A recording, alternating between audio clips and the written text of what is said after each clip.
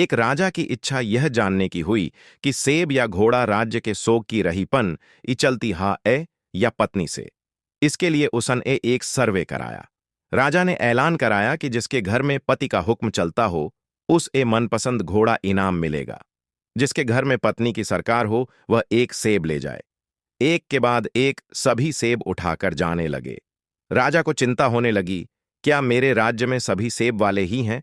तभी एक लंबी लंबी मूंछों वाला मोटा तगड़ा जवान आया और बोला, राजा जी, मेरे घर में मेरा ही हुक्म चलता है, लाइए एक घोड़ा मोए दे दीजिए। राजा खुश हो गए और कहा, जा अपना मनपसंद घोड़ा ले जा। जवान काला घोड़ा लेकर रवाना हो गया। घर गया और फिर थोड़ी देर में दरबार में वापस लौट आया। राजा ने पूछा, क्या हुआ जवां मर्द, वापस क्यों आए हो?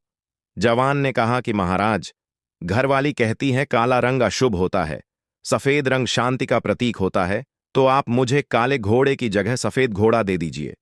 राजा ने कहा, बेटा ये घोड़ा रख और सेब लेकर जा। इसी तरह रात हो गई, दरबार खाली हो गया। लोग सेब लेकर चले गए। आधी रात को महामंत्री ने दरवाजा खटखटाया। राजा ने कहा, बोलो महामंत्री, कैसे आना हुआ? महामंत्री बोला, महाराज, आपने सेब और घोड़ा इनाम में रखा, इसकी जगह एक मन अनाज या सोने की मोहर रखा होता तो लोग कुछ दिन खा सकते थे या जेवर बनवा सकते थे। राजा ने कहा कि मुझे तो इनाम में यही रखना था, लेकिन महारानी ने कहा कि सेब और घोड़ा ही ठीक है, इसलिए वहीं रखा। इस पर महामंत्री ने तपाक से कहा, महाराज, आपके लिए भी सेब काट दूं? राजा को हंसी आ गई।